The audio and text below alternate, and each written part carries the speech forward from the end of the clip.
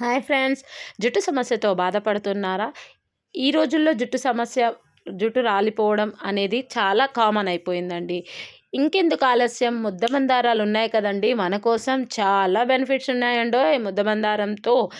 అందుకనే ముద్దమందారం చెట్లను పెంచుకోండి. ముద్దమందారం చెట్ల దగ్గరకు వచ్చేసానండోయ్. ముద్దమందారం పువ్వులు తీసుకోండి.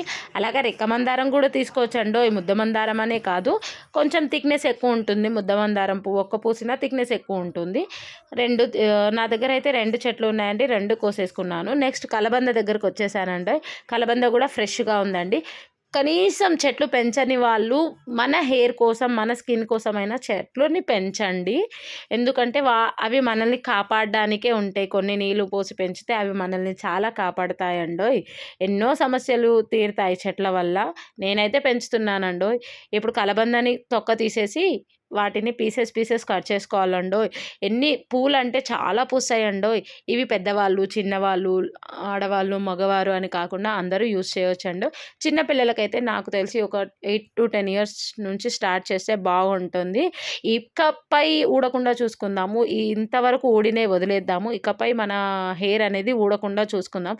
హెయిర్ ఉంటేనే కదండి మనం అందంగా కనిపిస్తాము. మనం ఫుడ్ ఎలాగో టైంకి తింటాం కదా, అలాగే హెయిర్కి కూడా ఫుడ్ అనేది ప్యాక్ రూపంలో ఒక 15 డేస్కి ఒక్కసారి ఇస్తే అవి కూడా రూట్స్ బాగా స్ట్రాంగ్ అవుతాయని నా ఉద్దేశం అండోయ్. వీటికి నేను తీసుకున్నది పువ్వులండి. ముద్దమందారం పువ్వులు, ఆకులు, కలబంద, కరివేపాకు. మీ ఇష్టం ఉంటే మెంతులు కూడా తీసుకోవచ్చు. ప్రస్తుతానికి నా దగ్గర లేవు, అందుకే నేను తీసుకోలేదు. ముద్దమందారం పువ్వులు అనేది చాలా పూసాయండోయ్. ఆ పువ్వులన్నీ నేను మిక్సీ జార్లో వేస్తున్నాను. కాడలతో సహా తీసుకున్నానండి పువ్వులని. కొన్ని 2 టైమ్స్ వేసుకోవచ్చండి పువ్వులు. ఎన్ని పడితే అన్ని వేసుకోండి మిక్సీ జార్లో.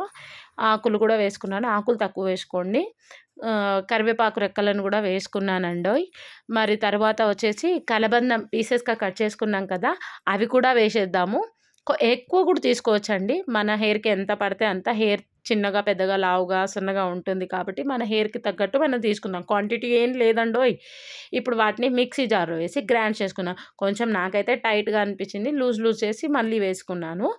వీటికి నేను వచ్చేసి వాటర్ అవి ఏది యాడ్ చేయలేదండి. ఎందుకంటే హెయిర్కి లూజ్ అవుతుంది, మళ్ళీ ఇరిటేషన్ వచ్చేస్తుందని థిక్నెస్గానే తీసుకున్నాను. పేస్ట్ చూసారా ఎంత బాగుందో, బరకగా వచ్చేసిందండోయ్.